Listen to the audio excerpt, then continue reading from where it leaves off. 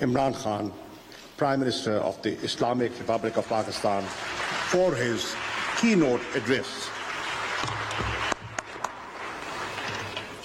Bismillahirrahmanirrahim. Iyyaka na'budu wa iyyaka nasta'in. Secretary General of OIC, respected foreign ministers, ladies and gentlemen.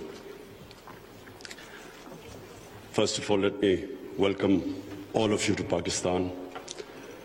The irony is that 41 years ago, the extraordinary meeting of the OIC was held in Pakistan. It was discussing Afghanistan. And since then, all the troubles of Afghanistan started. No country has suffered as much as Afghanistan. 40 years of conflict. And then add to it recently prolonged drought, 75% of the people living off the land. And then, even before 15th of August, half the population below the poverty line. Years of corrupt governance. 75% of the budget supported by foreign aid. Now, a country in this situation, after 15th August, if the foreign aid dries up, the foreign reserves get frozen, banking system freezes, any country is going to collapse, let alone Afghanistan, which has suffered for the past 40 years. So I'm really glad all the speakers before me mentioned the gravity of the situation. Especially I would like to point out what Michael Griffith, Under Secretary of the United Nations Secretary General, what he had to say, the figures he gave. So the point is that if the world does not act, this will be the biggest man-made crisis which is unfolding in front of us. We, the OIC, it's a big responsibility on us, because not only is it the situation in Afghanistan as it unfolds, but it's our religious duty to help them. And I must say that we have to, and I speak to the United States specifically, they must de-link the Taliban government from the 40 million Afghan citizens. Even if they have they've been in conflict with Taliban for 20 years. But this is a question of the people of Afghanistan. 40 million human beings. And that's why it is very important that action is taken immediately. Already we are late. The Afghan winter, everyone knows, is extremely severe. And these preconditions the Taliban have to, unless they have an inclusive government, human rights, women's rights, do not allow terrorism from the soil. Unless these preconditions are met, the humanitarian aid will not flow, and their foreign reserves won't be, they won't be allowed to have them, or the banking system won't be allowed to function. This is very important. That first of all, the one time I met the Taliban foreign minister, he categorically said that they wanted to comply with these three conditions. Now the point is, we must understand that when we talk about human rights, every society is different. Every society's idea of human rights and women's rights are different. I just give you an example of the Pakistan, the Pakhtunkhwa province, which borders Afghanistan. because the culture is similar, because Taliban is basically predominantly a Pashtun movement, and there are more Pashtuns on our side of the border. Now, the city culture is completely different from the rural culture. Culture in Kabul was always different to rural areas. Just like in Peshawar, it is completely different, the culture, to the district adjoining the Afghanistan border. So I give you an example. We give stipends to the child's parents to put the girls into school. But in our tribal districts or the district adjoining Afghanistan, if we are not sensitive to the cultural norms of those people, even with stipends, they won't send their girls to school. But if we are sensitive to their cultural norms, without stipends, they're willing to send their girls to school. So this sensitivity, I'm afraid, when we are talking about human rights and women's rights, we have to be sensitive about this. But my big worry is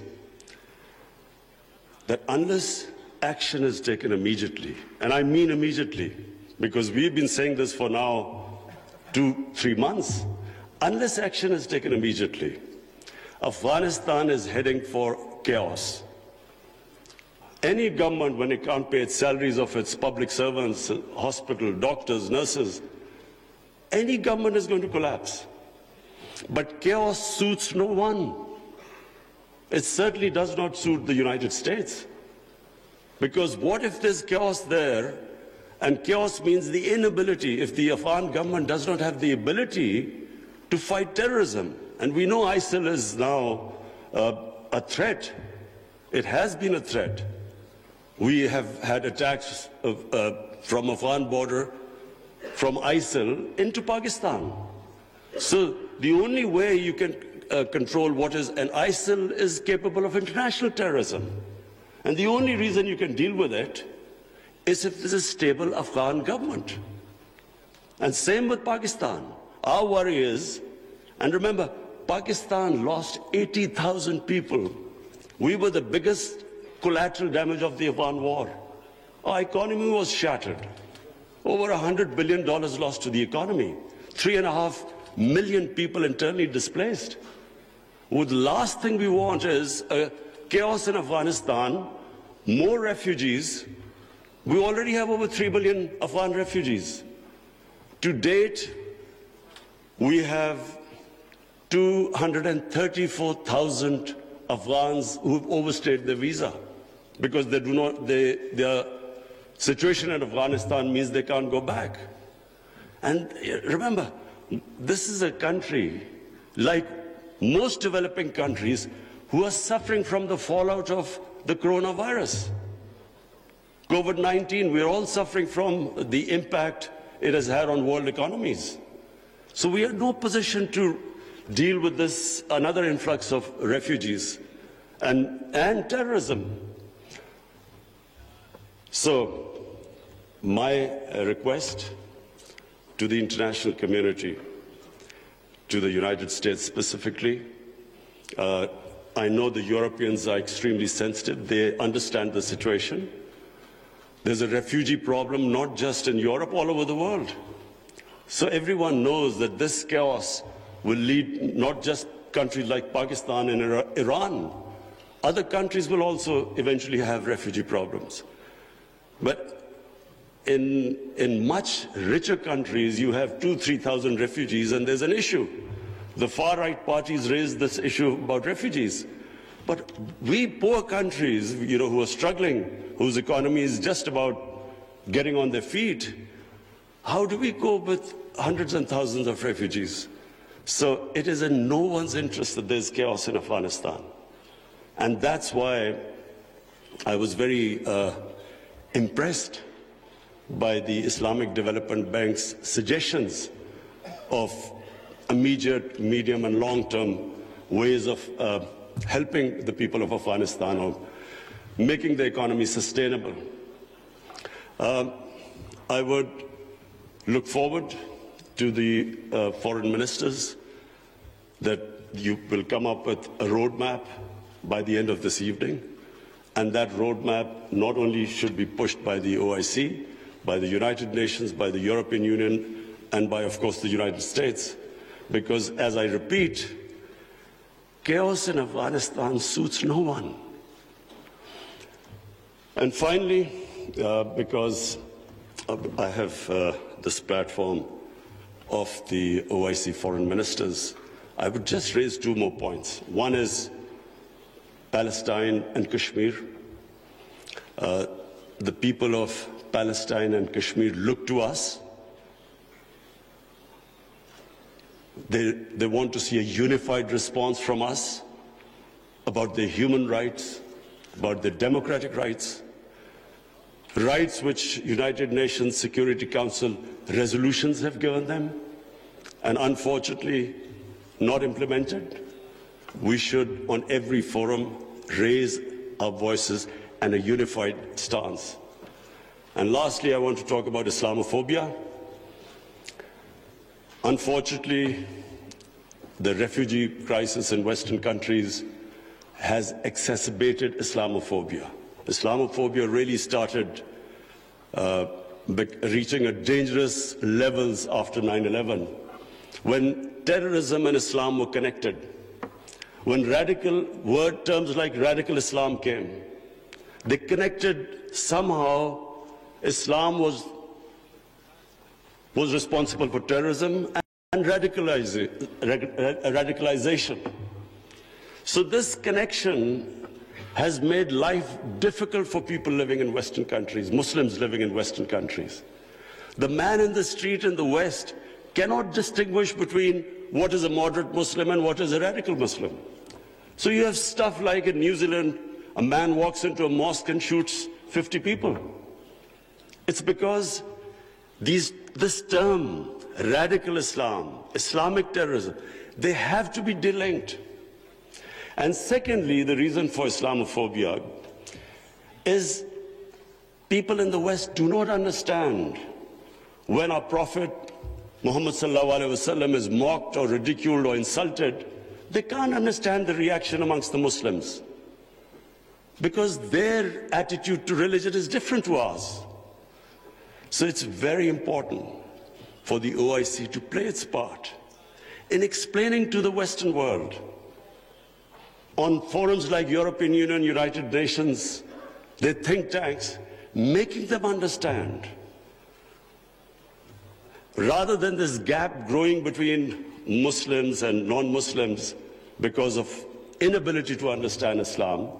It is our responsibility in the OIC that we make them understand. We have in Pakistan formed an authority. It's called Rahmatul Alameen Authority. The purpose is to have top Pakistani scholars in this authority who coordinate with Muslim scholars all over the world. And one of the objectives of this Rahmatul Alameen Authority is that there should be a considered intellectual response when things like a cartoon appears insulting our Holy Prophet, peace be upon him. There should be a proper response from scholars to make them understand why Muslims react, that the love and reverence we have for our Holy Prophet, peace be upon him, because they don't understand this. And secondly, to make them understand that our Holy Prophet was called Rahmatul Alameen. He was to bring mercy for mankind.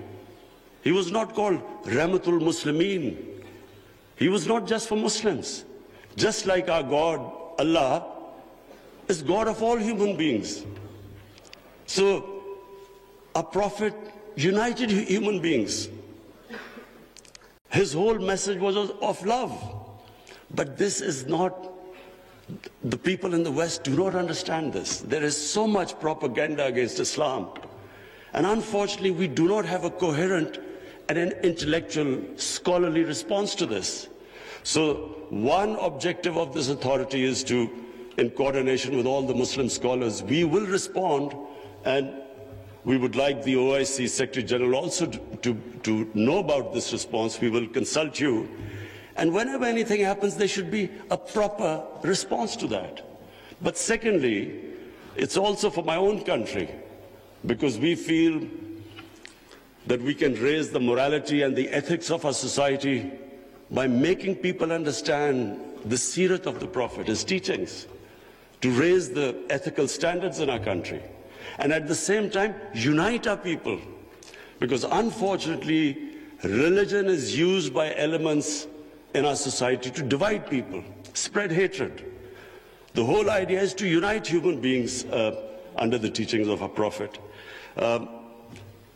So finally, I again welcome all of you. I hope we have a very productive session this afternoon, and then we come up with a very coherent a strategy, which I said immediate, medium-term and long-term, how to get Afghanistan out of this crisis. Thank you.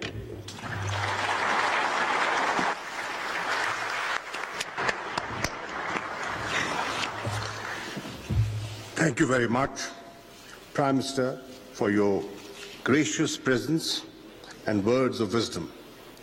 I'm sure the House values your thought-provoking address and candor. Your remarks comprehensively covered all important dimensions of today's topic and would guide the proceedings of this extraordinary session.